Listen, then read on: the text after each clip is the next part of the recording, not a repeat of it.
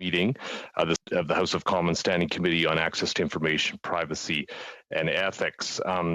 This morning we have, do apologize for the delay, but we now have everyone connected. We do have two witnesses that we will be hearing from. We have Ms. Serena Fleitas and Mr. Michael Bowie from the law firm of Brown and Rudnick. Mr. Brown is Serena's counsel, but he also has testimony that he'll be sharing this morning as well. For our two witnesses that have joined us, I just, in terms of housekeeping, want to remind you that there is direct translation that's available at the bottom of your screen. If you click on the interpretation, you can, if you want to select English, there may be some French questions that you'll receive later on. Just wanted to make a note of that. Serena, thank you so much for being willing to come to our committee and to tell your story.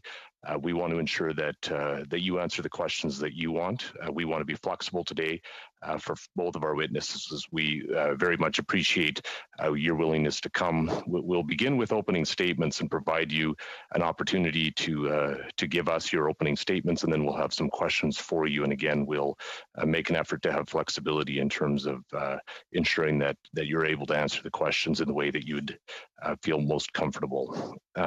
Ms. Fleitas, we'll turn to you now. I think we'll start with you if you would begin with your opening statement, and then we'll turn to Mr. Bowie if that order suits you.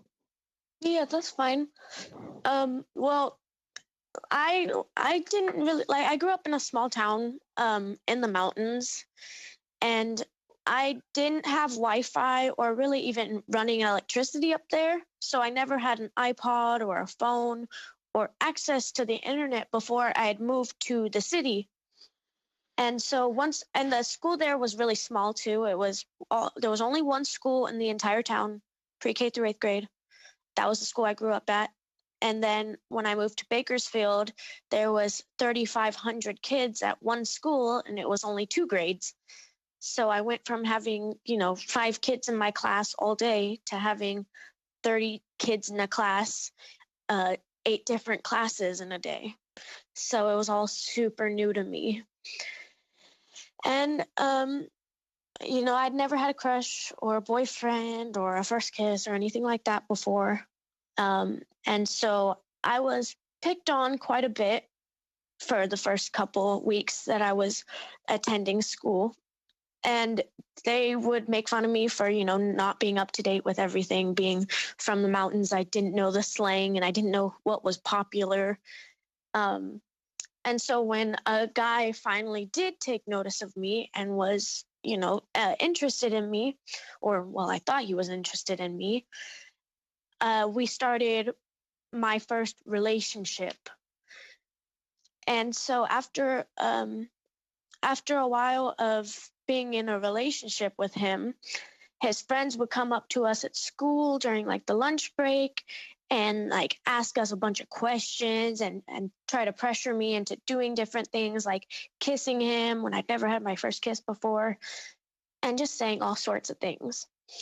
And one night, this is during the last semester of my 7th grade year, the boy I was dating at the time, he asked me to send him a video of myself. And I didn't really understand what he meant at first, so he had sent me a video from Pornhub of a girl undressing herself and just basically showing herself off to the camera. And he asked me to do that And I told him I wasn't really comfortable. So he continued to ask me every night after we got back from school. Because I had gotten my first iPod at this point, and I'd gotten a messenger app on it called Kick to talk to people at school. So he would message me on that app every night after school asking me to send the video, and I always tell him no, I wasn't comfortable doing that. I didn't even know what to do. And he's like, "Oh, it's perfectly fine, everybody does it. Everybody our age is doing that. And if we're really in a relationship, if you truly love me, then you'd send me something like that." And I still, for a while, I'd tell him no, I wasn't really comfortable doing that. And so after a couple weeks of it, he was like, "Fine then, you know what? This isn't even a real relationship. I don't know why I continue to bother you. If you're not even willing to send me something that I'm going to send you, then it'll be over, whatever. Unless you are going to send it, then I'll send you one too." And so I took a quick little video, like a minute long, and I sent it to him. And for the first couple days afterwards, I didn't notice any difference. But then his friend group started coming up to us during lunch and making little comments about like my body and about how I was a freak, and about how they wish their girlfriends would do stuff like I do. And so at that point, I was getting upset because I had a feeling that he had shown it to them, when he had told me that he would delete it right afterwards. And after that, I started noticing even more kids at school would look at me or make little comments to me. And then that's about a week and a half, 2 weeks after I'd first sent it. That was when I found out that it had been sent around to most of the school. And after that, summer break happened. I had broken up with him because I did find out he sent it to his friends, and his friends sent it to their friends, who then sent it to their friends. And so it went around the entire school and all the neighboring schools. And then during the summer break before 8th grade, we moved. So I thought, okay, things would be better, because at that point I didn't know that other people had seen it or that it had been posted online. But when I started at the new school, after about 2 weeks of being there, somebody sent me a link through Kick. Somebody who had made an anonymous account sent me a link through Kick, and it was the video that I had sent to my ex-boyfriend, and it had been posted on Pornhub with the caption, "13-year-old brunette shows off for the camera." And so after that, I started ditching school a lot, started getting really depressed, started getting into drug use. And I begged my mom to transfer me schools. I told her that this school was way ahead of what we had been learning up in the mountains, so I wasn't up to date. And I asked her if I could just do homeschooling instead so I could get caught up. But she was super busy, and she had 5 other kids to take care of on her own as a single parent. So obviously she said no. So I kind of just made it through the 8th grade year. And before all this, I'd always been a straight A student. I'd always had honor roll or principal's list. I'd always gotten the achievement after every quarter and at the end of the year for it. But towards the end, the last quarter of 7th grade year and all of 8th grade year, I just barely passed my classes. My grades started really rapidly slipping, mostly because I was no longer regularly attending school. I would ditch school a lot. And even on the days when I did go to school, I would just hide in a bathroom stall for the most of the day, or attempt to leave if I could. So after that, I had messaged Pornhub to get the video taken down. I pretended to be my mother. And because I really didn't want to tell my mom, because, she's a single mother of 6 kids, and she was raised Catholic. So she had very strict views on stuff like this. So I knew she would be angry, and I knew it would cause problems for her. So I didn't want to tell her. So I tried to deal with it on my own by telling I typed in the report problem for on the video, and I said, or flagged it, and I said, hey, this is my daughter. She's only 14 now. This is child pornography. Please take this down. And they, they took like a week or two to respond. And then once they finally responded, they're like, oh, yes, okay, we'll take it down. And then proceeded to wait another 2 weeks before they finally did take it down. And doing my research, I was told that that they had a system in place that when a video was labeled as child pornography on their site, that it was like flagged and tagged and that it could no longer be re-uploaded. But of course, that wasn't true, because a week after it had been taken down, it had been re-uploaded again. And so all of the people my age and a couple grades above me, and even a couple grades below me, had all mostly seen the video, because even when I transferred schools after 8th grade, I transferred to a school all the way on the other side of town for high school. They had all seen the video as well. After that, I basically dropped out of public school. And ever since, I've still been the videos. Even whenever I find them, people will send them to me. They'd send them to me all the time, like, oh my God, is this you? Like, people off the internet who I've never met in person, they'll find my accounts on social media and they would send them to me and be like, oh, this is you, isn't it? And then try to ask me certain questions, or be really creepy towards me, or try to dox me or harass my family members. A lot of people in the grades above me, mostly guys, they would try to harass me and blackmail me, saying that if I didn't do stuff with them or I didn't send more videos to them, that they would send it to my family. They would send it to my grandma, to my mom, to all my sisters, my brother. So I took myself off of social media for a while, stopped going to school, got really depressed. And I thought once I stopped being in the public so much, once I stopped going to school, people would stop re-uploading it. But that didn't happen, because it had already been downloaded by people all across, the world, basically.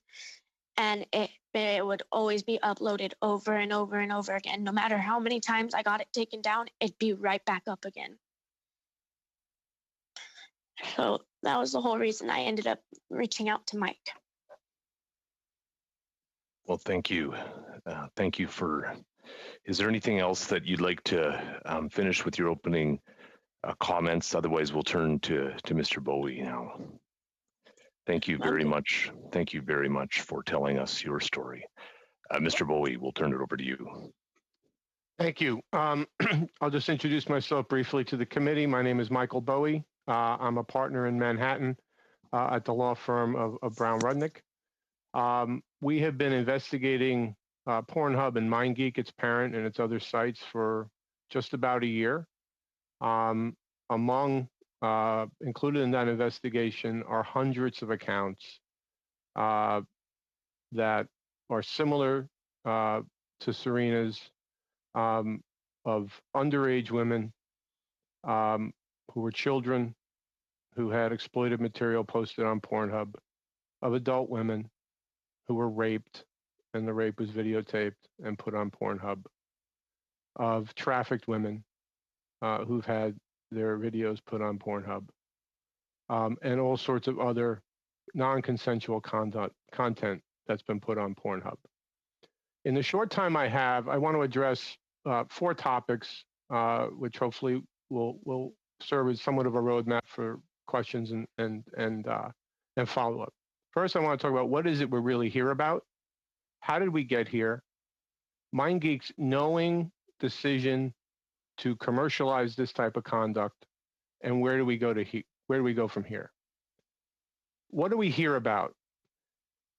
It's really a question of what we're not here about. And I'll explain why I need to raise this right up front in a second. This is about rape, not porn. It's about trafficking, not consensual adult performance or entertainment. This is not about policing consensual adult activity. It's not about religion. I think even in these days, everybody can agree that no industry should be commercializing and monetizing in rape, child abuse, and traffic content. And I think we all expect that any legitimate business or industry wouldn't do so and would do whatever it could to make sure that type of content doesn't pollute its product. So why am I raising this?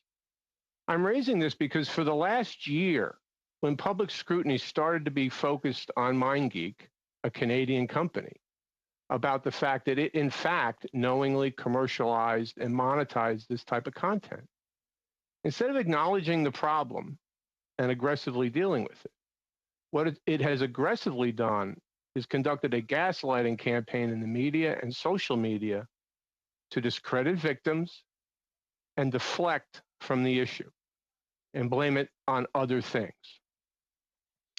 So I'll talk about that in a minute. But this is a real problem. It's real in the sense that it happens, it's not isolated, and it's awful. And it's significant.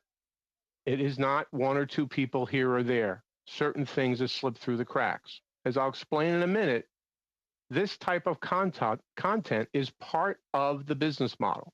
And not just for MindGeek, which is of particular importance to this committee because it's a Canadian company, but for its competitors and in the industry. But just to drive home how real it is, let me give you just a few examples of other victims who we've talked to and verified. A woman or a girl who was raped at 15, video posted on Pornhub and distributed through a community. Pornhub refused to remove the video for 3 weeks, then said it had been removed when in fact it wasn't removed for another 2 months, with several 100,000 additional views, downloads, and distribution in that community. A child younger than 10 who was sold into trafficking and was the subject of child pornography for almost 10 years. Those videos were distributed on various MindGeek platforms where they can remain at least until later last year. A 15-year-old who was secretly filmed via computer hack and then extorted to do other videos, and those videos were posted on Pornhub with her personal information, distributed widely, including to her community and to her family, and subjected her to long-term abuse and stalking. When she raised the issue at Pornhub, it refused to search for the videos or take any other proactive steps to prevent their distribution. The trauma led her to consider suicide. A woman who was raped on videotape and was distributed on Pornhub, including through her community. A 17-year-old who was secretly courted by an underage boyfriend that was posted to Pornhub, that was distributed throughout her school, community, and to her family, subjecting her to harassment and extortion. A woman who was drugged and raped after meeting someone on a date.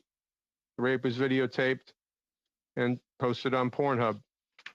We believe it was sold on Pornhub by the person who posted it.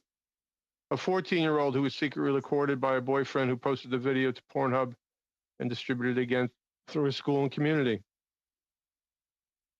Child pornography posted on Pornhub of an individual that had hundreds of thousands of views and an unknown number of downloads. When confronted, Pornhub failed to report it to the authorities, which is something I'll talk about in a second. 16-year-old who was coerced into a sexual act, which was videotaped and posted on Pornhub without her knowledge or consent. A 16-year-old girl who was trafficked by 2 American men who filmed the sexual acts as part of the trafficking. In fact, that was what she was offered for. And those were posted to Pornhub. And this individual is aware of other women in that trafficking ring who were sold for the same purpose. Underage girl trafficked for years by a business colleague of her father's. Videos were monetized on Pornhub. She reported the incident, but the videos were not taken down for an extended period of time. An underage girl attempted suicide multiple times and turned to drugs after videos were posted on Pornhub.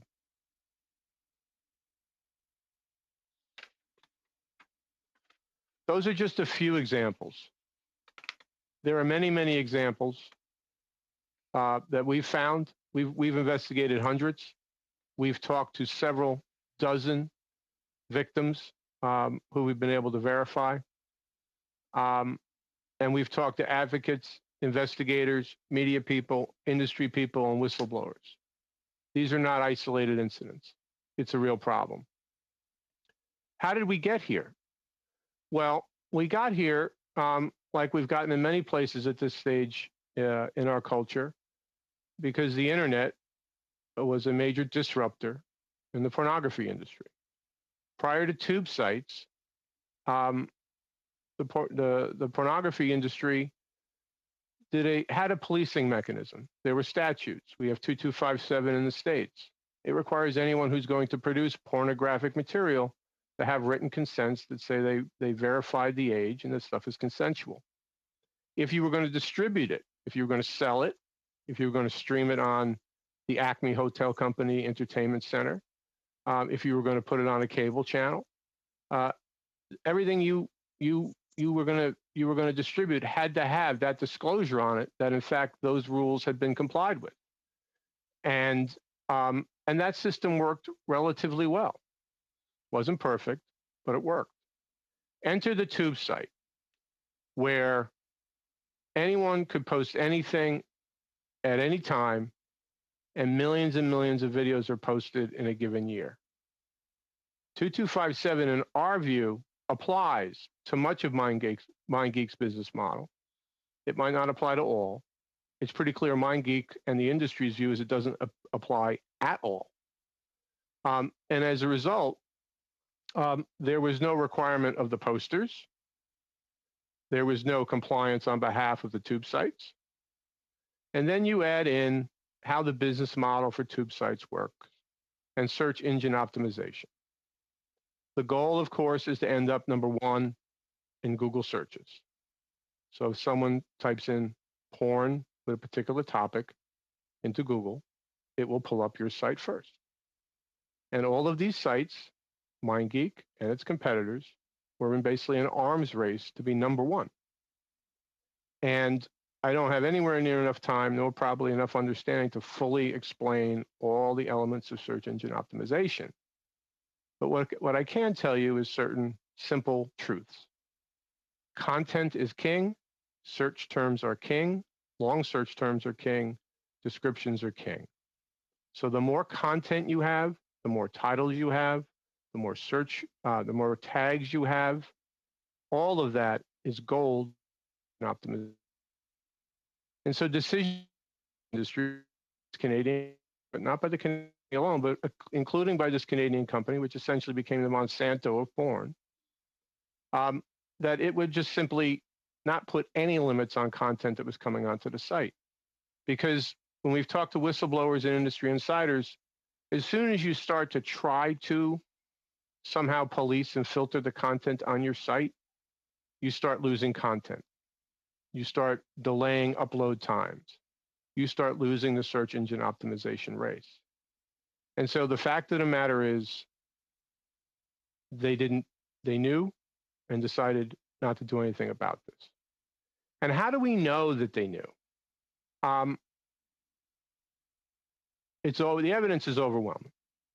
First of all, before tube sites, it was common knowledge in the industry that absent policing, that non-consensual content, children, women being trafficked, rape videos, which are the essential, the metaphor to a snuff film, those would find their way into commerce. That's why we had statutes on this. That's why there were studies. That's why there were congressional hearings.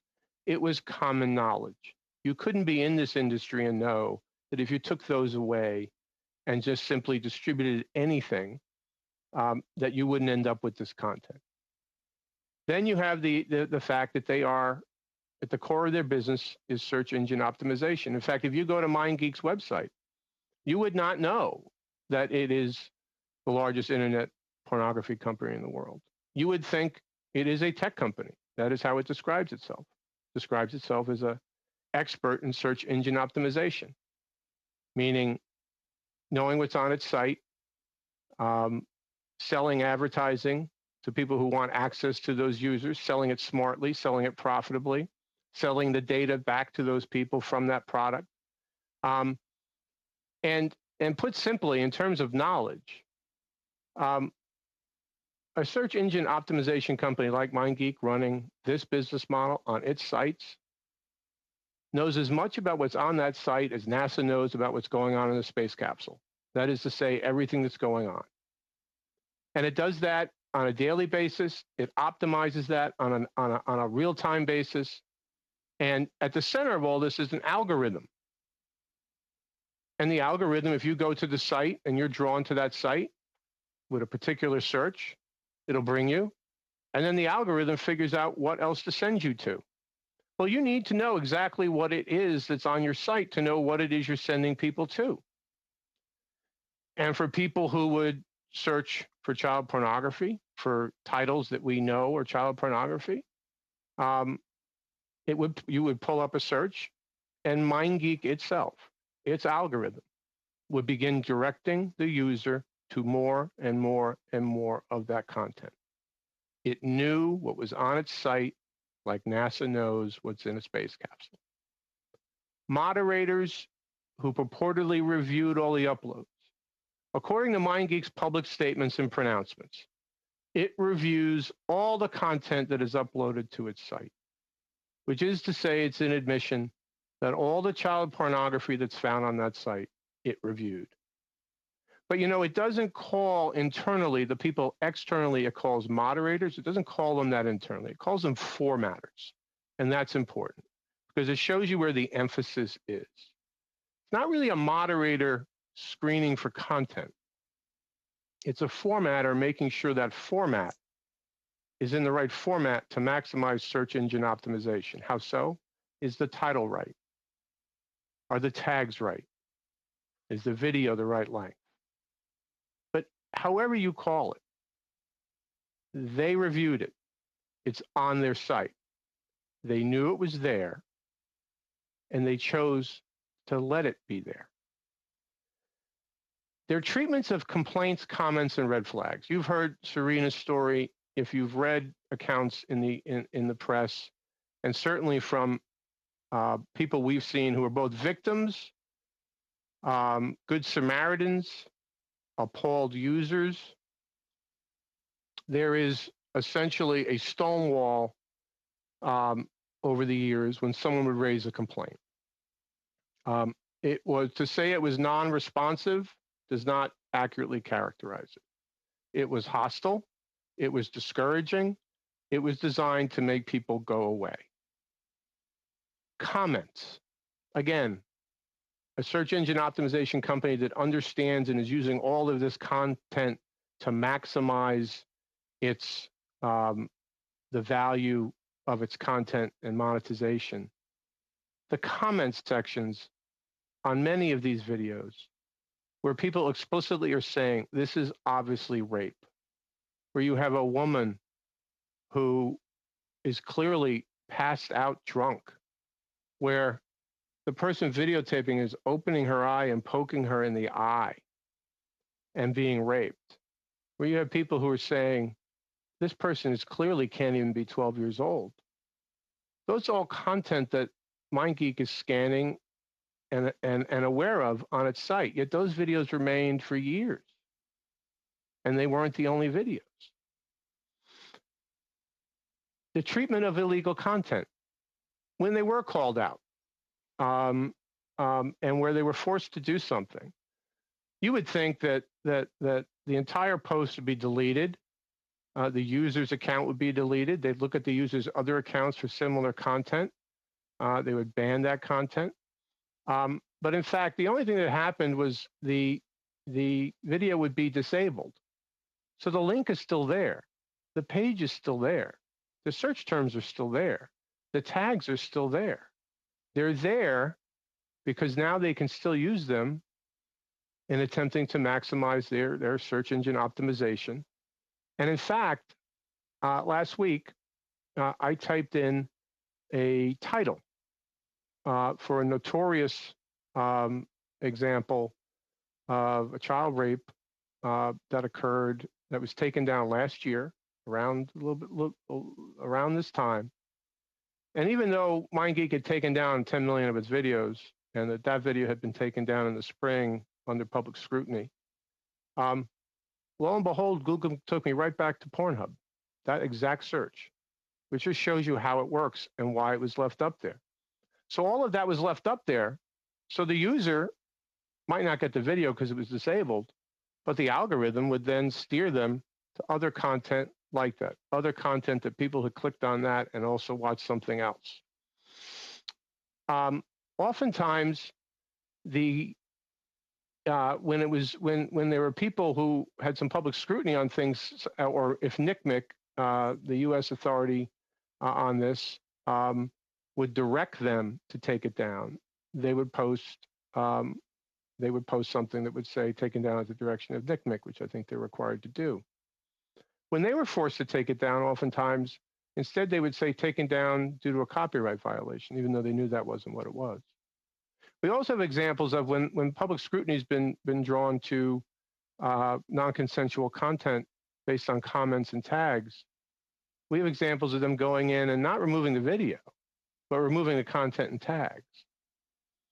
The other evidence of their knowledge and intent to a trial lawyer like myself is, what did they do over the course of the last year when all of this really finally got the public scrutiny it required?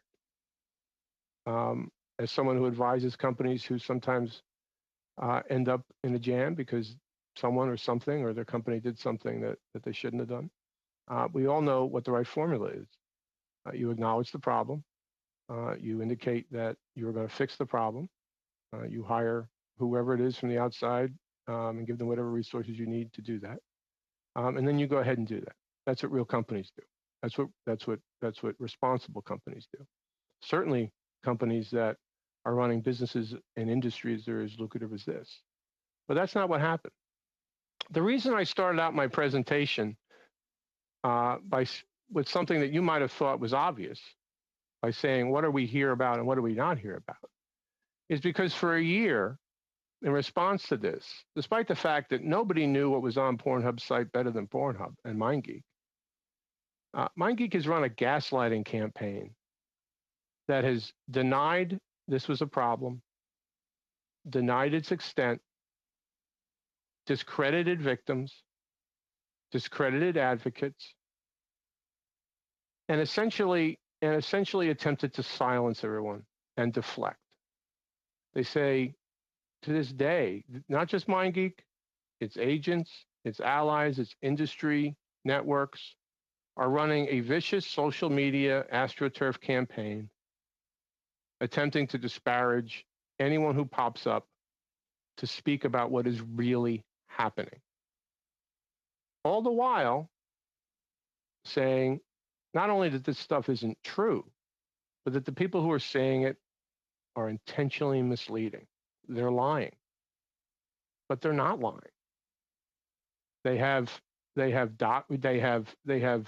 accused people of raising these issues for ulterior motives, because they have a problem with porn or consensual conduct, or they are some sort of religious zealot.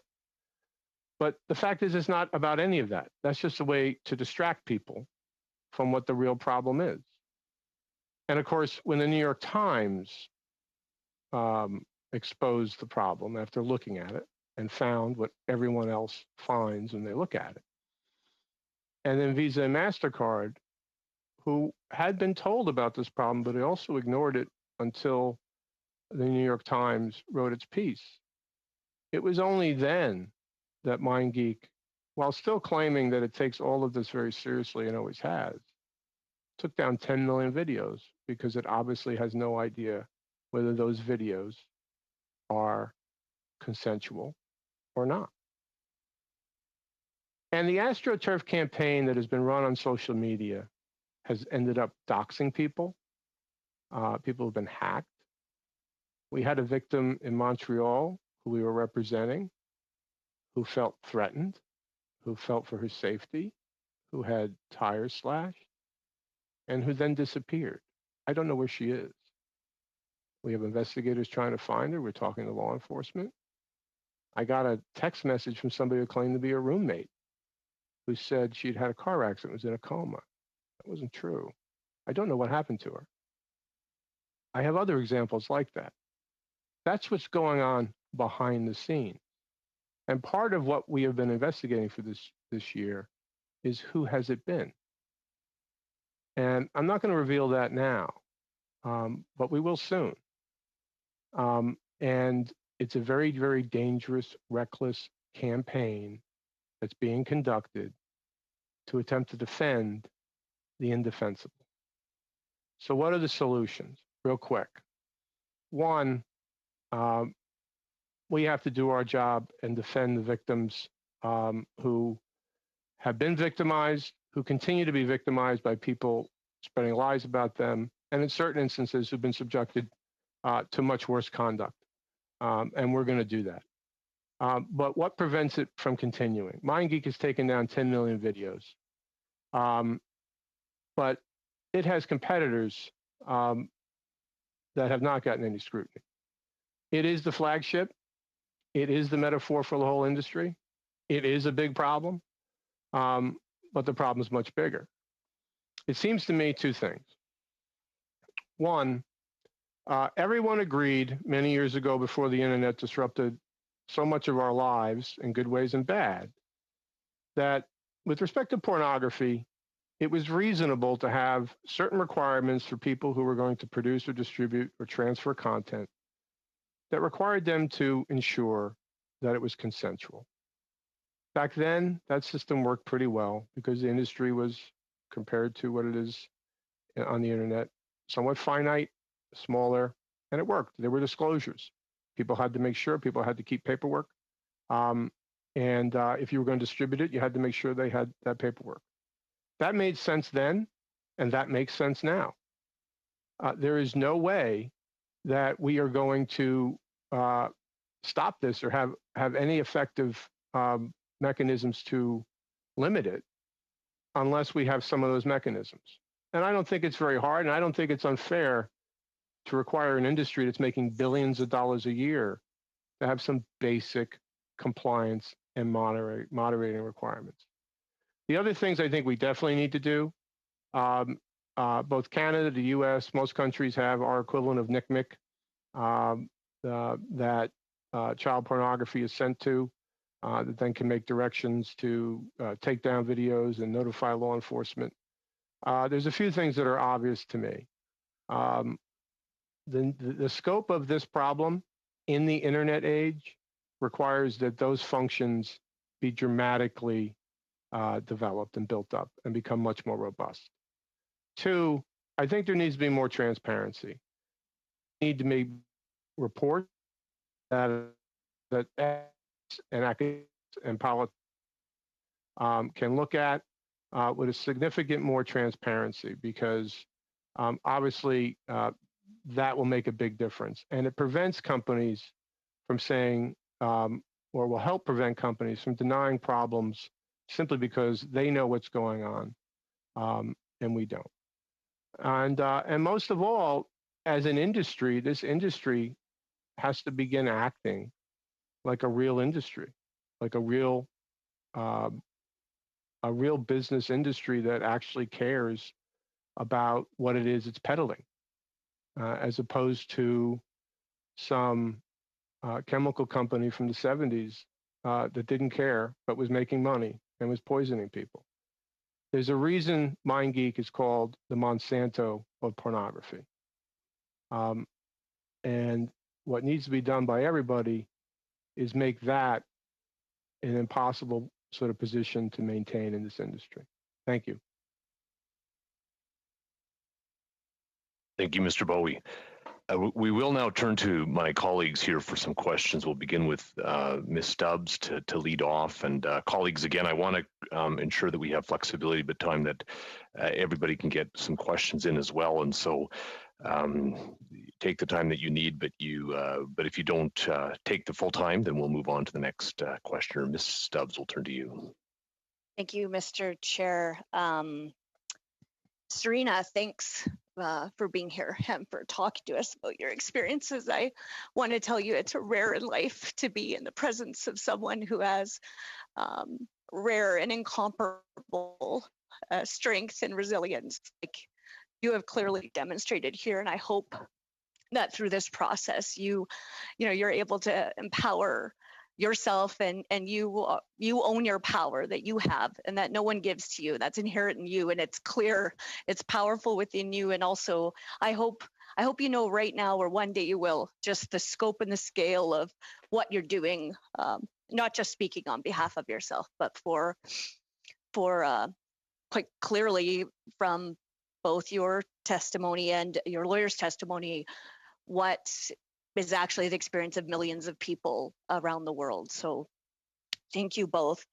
I wonder, Serena, if there's anything else that you would like us to know about what your experiences were, and what the impact was on you in your encounters with the representatives to try to get the images of you taken down, and if there's anything more you want us to know about what that impact is like still and ongoing in your life from that experience.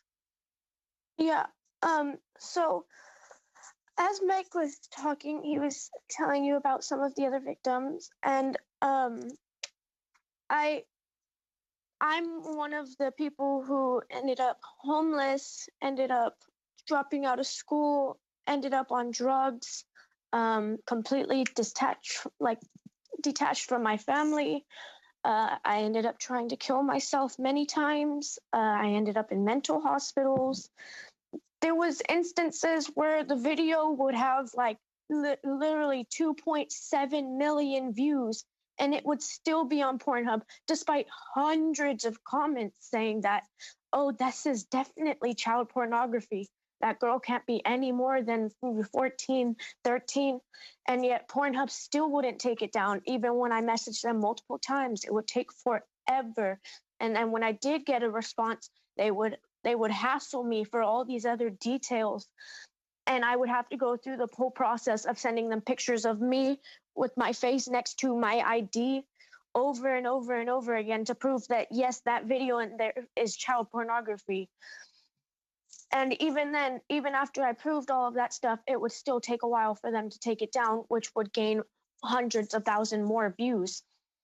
And like Mike said, they optimized that. They really had like the titles would always be something like preteen, young teen, 14, 13. They would always list an age or an age category in the actual title as well as the tags. And that was actually something you could search up on Pornhub before they made this whole big wash of the videos, deleting that huge amount of them. And it still affects me. Like, I have anxiety to this day. I had always been a very bubbly, like open, friendly person. And I'm still friendly. I'm still a nice person, but I'm not so bubbly anymore. I don't go up and introduce myself to people. I don't really have many friends. I distanced myself from everyone. I kind of spent and just still spend more times with my dogs than I do with actual humans, because just being around other people now causes me anxiety due to what happened when I was experiencing the most backlash from when the video ended up on Pornhub.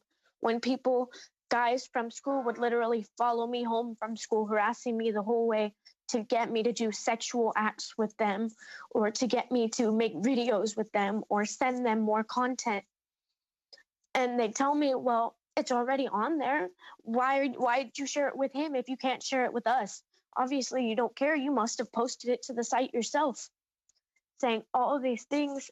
And then in addition to that, trying to blackmail me, saying that they would send it to my mother, send it to the rest of my family.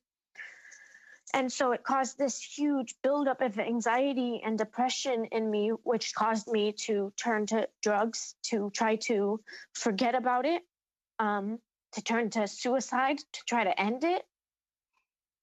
And even still to this day, it's hard like talking about it and dealing with it, because even after the New York Times came out, once once Pornhub did that whole deleting of a bunch of videos, I still got a lot of comments. They wouldn't be sent directly to me because I privated and changed the names on most of my social media accounts, but they would comment them on other articles or on people discussing it on like Twitter, dropping my name in there saying I was responsible for ruining their lives because they can no longer watch their favorite videos, and that and then there would be people who actually did find my social medias who, even after I changed my name, changed my profile pictures, changed everything about my profile so it'd be more hard to find and put them on private, they'd still send me a message and try to send me a friend request like, oh, I saw your videos, your body is really nice.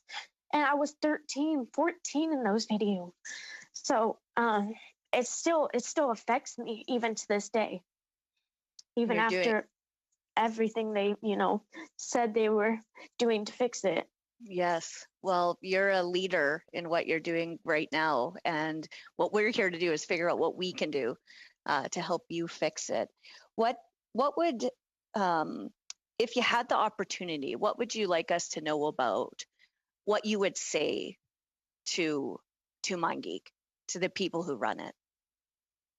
I would tell them that they really they're really selfish. They need to really look at themselves like in the mirror, because they're prioritizing money and content over actual human beings' lives, because obviously they don't care that much. They didn't make any major moves until the banks decided they wouldn't be supporting them anymore.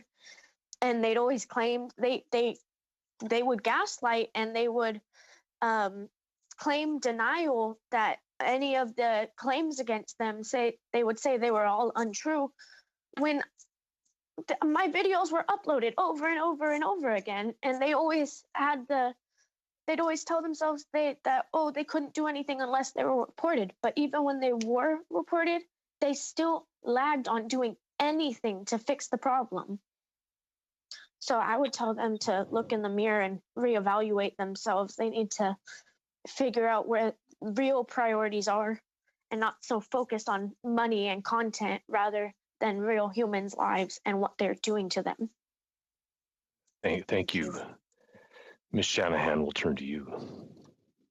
Thank you, Chair. And I too, Ms. Fleitas, I am so grateful for your courage in coming forward here today before us and sharing your experience. And I am thinking of other young women who have maybe in the same situation that you found yourself in.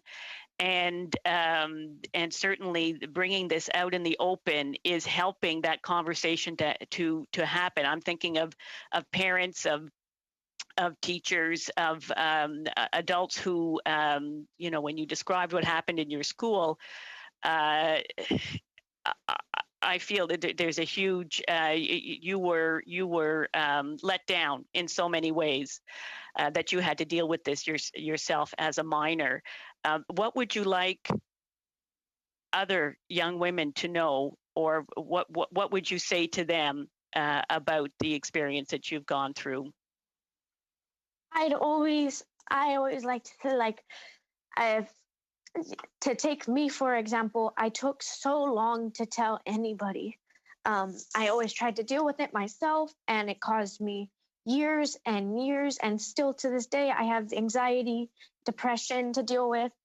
I still have trouble communicating with people and actually going out in the world, like leaving my room and being out in, real life, because of what happened and because I tried to deal with it all by myself. So I would tell them to, talk to somebody they trust. If they feel like they can't tell their mother or their father, maybe an aunt or uncle, or another, like a principal or a counselor at school, just anybody. Because I waited until the 2 days before the article came out to even tell my family what was going on. And for all these years, they never knew what was happening. And they were a little upset, of course, at first. But once they, realized that all their previous assumptions as to why I was ditching school, why I was having mental health episodes, why I had tried to kill myself, why I had turned to drugs, they realized that all of that was based on just, because they had no idea what was really going on. And so I would tell them to really let somebody know. It's not going to help just dealing with it on their own. Thank you. Thank you so much, Ms. Fleitas. I do believe that your words here today are going to help many other people that are in a similar situation. So thank you so much for your continued courage in coming forward. You described the actions that you took to flag the material to Pornhub, to MindGeek, and I can only share the frustration of kind of sending out this message and not knowing how it's going to return. I wonder if you or Mr. Bossy can share with us,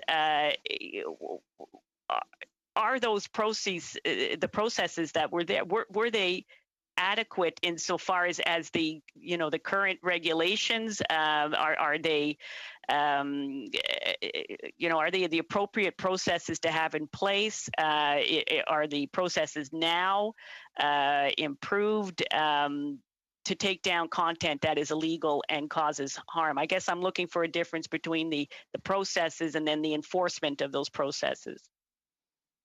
I'm not very knowledgeable on all the different kinds of processes, but what I can say is that their Pornhub always said that they could never do it. They had no idea what was on their site. Anybody could post and anybody could download what was on there. So they didn't know unless people would flag it and report it, and that they would take whatever was flagged and reported seriously, review it, and then take it down. But even with that, before all of this happened, before the New York Times article came out and the banks pulled out of supporting them, if even when people would comment it directly onto the video, when they would flag it, report it, and even when I would message them over and over and over again, telling them the actual age I was in the video, and telling them that it is clearly child pornography and that it is me in the videos, and that I would like them taken down, they would still take, a while to respond to me. And then when they did respond to me, they would always try to feign ignorance, like, oh, sorry, we didn't see this, or until now. And well, they wouldn't apologize. They'd be like, oh, we didn't see this until now.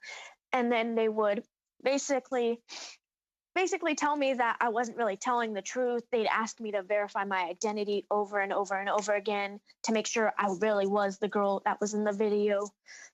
And that and it was very frustrating talking to them, because I would sit there and I would type out a heartfelt response, how I was truly feeling about that video being online and what it was doing to me. And they would respond with, okay, well, prove it's you. Like, sorry, can't do much other than that. And they, even when it was very clear, like, I still look young now.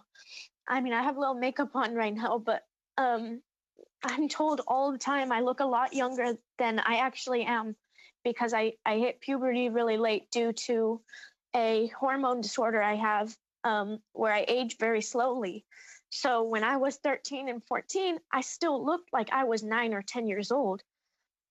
And it was very obvious that it was child pornography. So even without me having to verify my identity over and over and over again just to get one video taken down, they could still blatantly see that there was a child in the video. And then on top of that, they told me that once a video was flagged, flagged as child pornography, it would be sent over to the authorities, to the people in America who deal with child pornography, who catalog it, and that it would be the actual video, like itself, would be tagged so that it couldn't be re-uploaded again onto their site, which very obviously wasn't true because the video would be uploaded over and over and over again. And it wasn't that hard to find. Like, it usually had around the same name or same title and same tags. It would always have the preteen or young teen, teen brunette, petite 13-year-old, or small 14-year-old girl. Like, it was very blatantly obvious that it was marketed towards people who were looking for child pornography. And I believe that they really didn't care to make a change at all, and that even under public scrutiny, that they were really dragging their feet to get on with it, to do what they said they were going to do, until money became involved, until the two big banks pulled out, said that they wouldn't allow it to be used on their platform anymore. And then all of a sudden, suddenly Pornhub can do anything they want about the videos. They can delete 10 million videos in like a day, when before it took them weeks and sometimes even months, letting the videos get up to 3 million views of a 14-year-old girl before deleting it. So I believe they really, I don't know all the laws and everything, but I believe Pornhub's, like, their reaction to it was very delayed and was very money based, not actually about protecting children or, people in general. Thank you. Madame Gaudreau, we'll turn to you. Oui, bonjour à vous. Yes. What a good day to you. What an honor it is for us today. First of all, Serena Fleitas, I don't know how to say her name.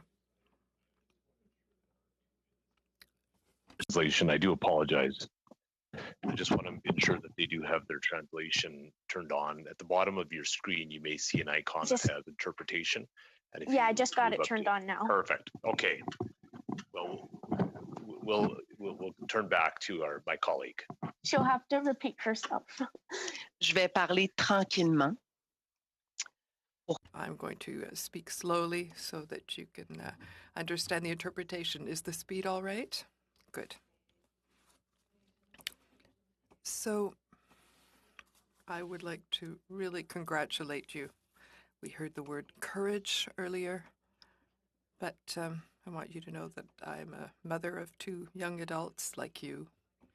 And honestly, you really are a model.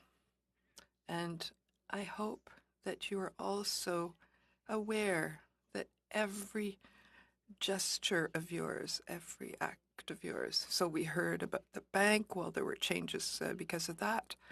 But in any case, the future is coming, and it's people like you who will allow us to have laws changed, because clearly you weren't respected in your personal life, in your private life, and even less was your consent not respected. So we often hear business is business, but now we're talking about human beings.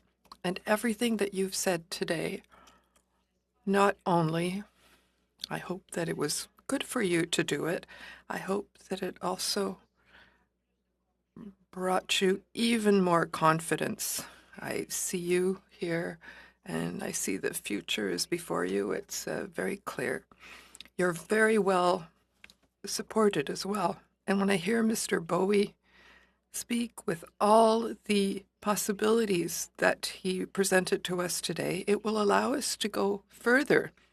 And I don't have a question, or maybe if you feel like answering to a comment, do you want us to continue to be in contact with you so that we can explain to you the process of what we're trying to do at the legal level for you and for all the others in your situation? So I say you've shared way more pieces of knowledge than we could have hoped for, and I really thank you for it.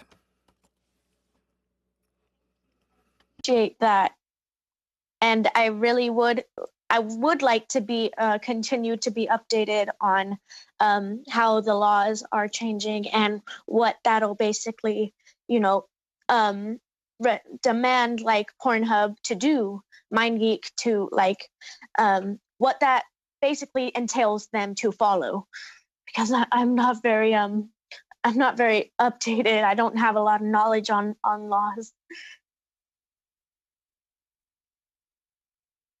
Thank you. We'll turn to Mr. Angus now. Well, thank you, Ms. Fleitas and Mr. Bowie. I was very... Lisa? Hello? Let's see. I think I had to turn off the language thing. Can you? Yep. Yes. Okay. Can we start over? Now I can hear you. Perfect. Yes. We can start over. You. Yeah. Ms. Fleitas and Mr. Bowie, I want to thank you so much for your extraordinary testimony and what you've done by coming forward as a witness. You are the one that put Pornhub on the run. It wasn't the big MasterCard and Visa. It was your willingness to be a voice and to step forward. And to follow up on my colleague, Madame Goudreau, we thank you for your courage. What we are here, it might seem like a bunch of people on a screen asking strange questions. This is how we make laws in our country. We get witness testimony. You tell us that you're not an expert in laws. Well, you are helping to shape the laws of the future to protect other survivors. So your testimony is so important to us today because we are going to take action. We are going to hold these guys to account. That is our job as legislators and as parents because the system failed you. So you've given us so much, and I'm not going to make you repeat all the good, amazing things you've said, but I was really struck by you said how they hassled you when you as a child was trying to get control of your life again from the exploitation, from the criminal acts that were done to you, that they as a massive corporation hassled you. Could you explain to me what that means and what you think we should make them do so that they don't hassle any other young women anywhere in the world? Yeah. So basically when like the videos were first uploaded online and I didn't want to tell my mom about them, then I pretended to be my mom. They would say like, oh, well, it's not actually you in the video. So to provide proof that that's your daughter and that she's underage, you're going to have to provide like, basically like pictures of me next to some sort of identification. And like they would ask for all these different things, and they would ask for even after I would send one picture next to whatever identification they would ask for another picture next to a different identification, and so on and so forth, just dragging out the process so long, even though it was very obvious it was a child in the video. Even if I wasn't the girl that was in the video, they could still tell that was a child in the video, and they were still dragging out this process because they didn't want to take the video down because it had at that point millions of views and it was bringing them in ad revenue and clicks to their site. It would be a top at the top of Google for the searches. And it's just, it amazes me how they continue to do that even after, even after hearing that so many other people went through this and knowing that I wasn't the only one that they would do this to. It's just like, how, I don't understand how they can be okay with it, and how in their mind they can sit here and think like, okay, well, this isn't the girl in the video, or I'm gonna make her prove over and over and over and over again that it is her in the video, even though we can see it's child pornography. We're just gonna make sure it's her that wants it taken down before we take it down, even though they should have just taken it down because it was child pornography.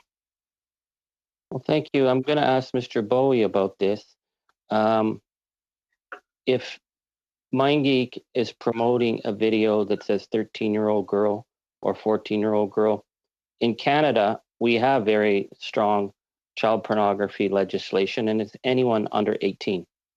So the fact that the corporate response to this young woman, this child, was that they didn't believe she was the one in the video, or they didn't believe that she was the mother. She was pretending to be her own mother. That they would have to go through that level of proving when what they were promoting was criminal in behavior. Do you believe that I'm under an American law, or we are looking under Canadian law, whether or not they are criminally liable for the fact that they were aware and they were promoting child pornography online to their viewers for monetization? Yes. Look, I think this is something the law can be improved on, because the law was written before the internet and tube sites. But I have no question under American law that there are criminal violations here, and including, so for example, I raised 2257 for a reason, because it's so basic. Before the internet, the American law required that if you were going to produce pornographic material, explicit material, you had to have just paperwork that showed the person was of age and it was consensual, and you had to keep the paperwork. And then if you were going to send it and give it to somebody to sell or broadcast or whatever, you had to have a disclaimer on it that showed, okay, this is what I did, and here's where you can find the paperwork, right? The point being that it was the responsibility of the people producing it to make sure it was consensual. And if you were going to distribute it, transfer it, show it, you had to make sure that that person made sure. That is sense. It wasn't controversial when it was enacted way back in the 90s. I think we should all agree on it now. But the default in this industry is it's consensual and adult until you prove to me otherwise, which that shouldn't be the standard. It can't possibly be an effective standard. And I don't think it actually is the standard. So one example, and I think lawyers could argue over what aspects of MindGeek's business 2257 applies to, which one doesn't, but it clearly applies to transferring pornographic material. When a person uploads to Pornhub,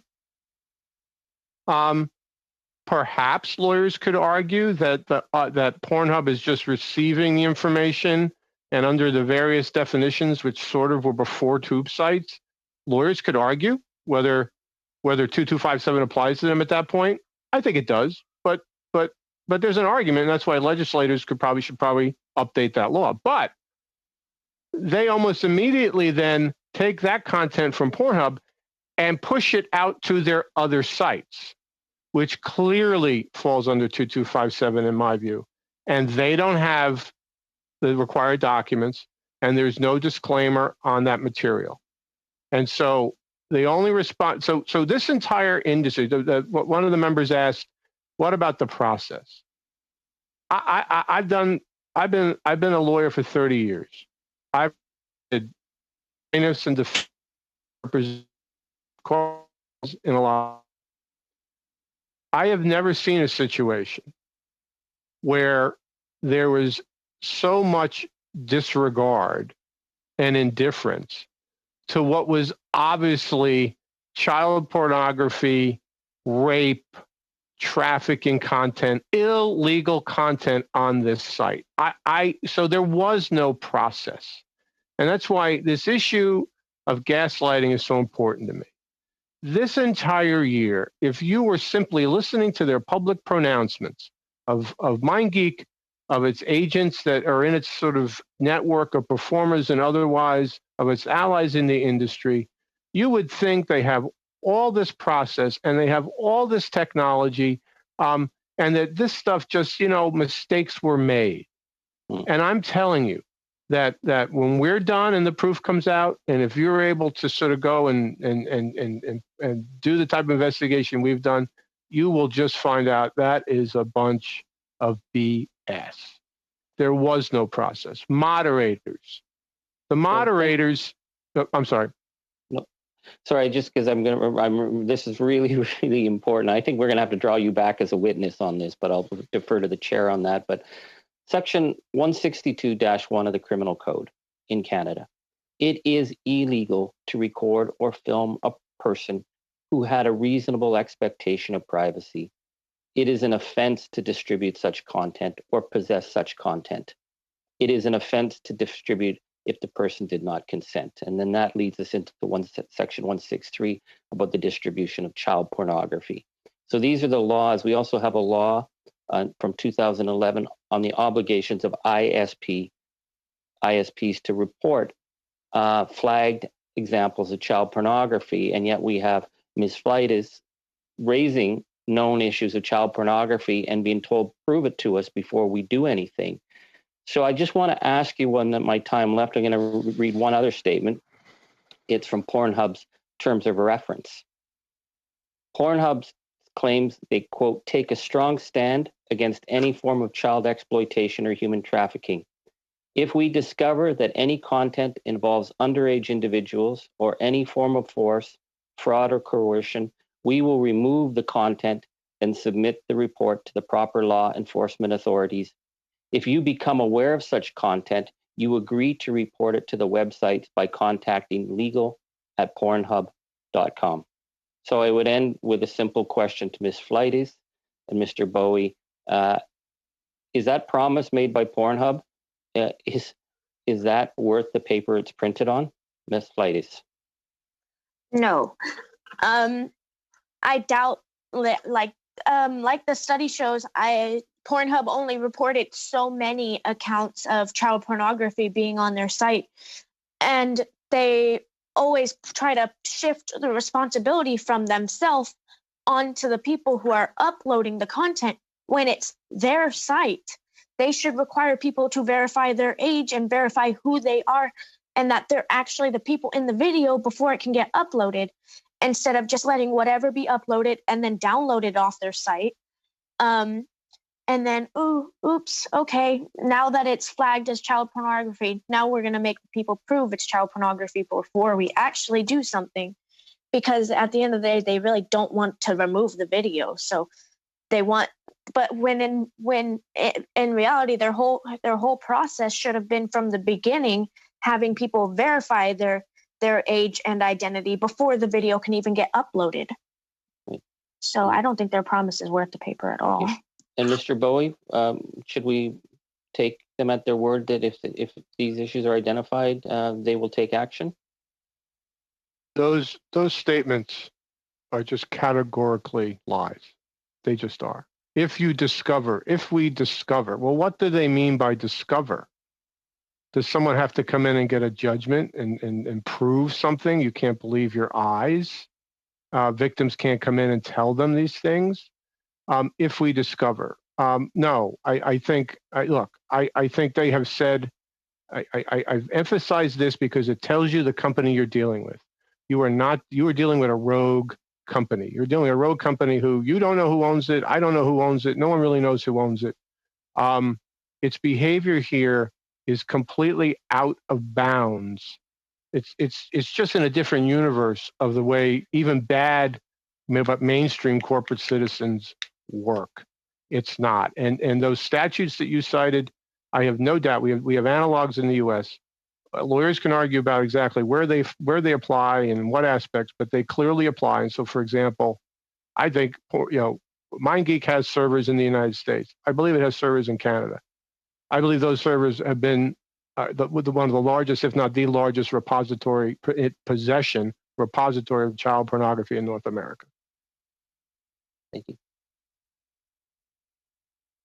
Thank you, colleagues. I do apologize that the time did get away on us, but Mr. Angus, I did want you to finish those questions because we had many colleagues that stated that in fact they wanted to answer those. They wanted answers to those questions. I also know that there's some of you colleagues that do need to now leave, and so I appreciate the fact that we've gone over time in a significant way. And I do thank Ms. Fleitas and Mr. Bowie for your testimony. Thank you for your patience with the technology, and we look forward to continuing in this study. We hope that we can rely on both of you maybe in the future as well. I know the committee members have already indicated that they'd like to continue a dialogue with you on a number of fronts. And so, colleagues, we will. Mr. Angus, I'll recognize you. Yeah. Sorry to interrupt, Chair. I just wanted to ask Mr. Bowie, as we're beginning this study, and this is very new terrain for us, we do have a number of powers as a parliamentary committee for summoning witnesses, for obtaining documents, production of documents. If there's areas that you believe we should be looking at, would you be willing to share that with our clerk so that we are better prepared to undertake a thorough investigation? Because this will be about bringing to Parliament suggested changes in the laws if we find that there's been an absolute failure, and it looks very concerning to us right now. Absolutely. Thank you so much, colleagues. Thank you. We'll turn to Mr. Viersen. I see that he's indicating that he has a question. Mr. Viersen. Just to Mr. Bowie, we've invited Ferris Atun and David Tassilo to our committee. We're hoping that they make an appearance. Those are some of the executives of MindGeek that we've been able to track down. Is that your understanding as well? Those are the people we should be after, or is there other executives as well that we may have missed? I think you need to speak to a gentleman named Corey Earlman, who's there. I think you need to talk to those individuals about who actually owns the company, in what form, and who do they take direction from? Because I know those people have been publicly fronted as owners. I suppose there's different types of ways you could call someone an owner, but our information, other public information, is that the people who are the beneficial owners, the people who control this company, who really hold the economics, are not known. And I think in this situation they need to be known, because I don't think the gentlemen you spoke to are the ultimate word in how this company is run. Thank you. Again, thank you, Ms. Felitis. Thank you, Mr. Bowie. We appreciate your testimony and look forward to talking again. We will now adjourn. Thank you for having us.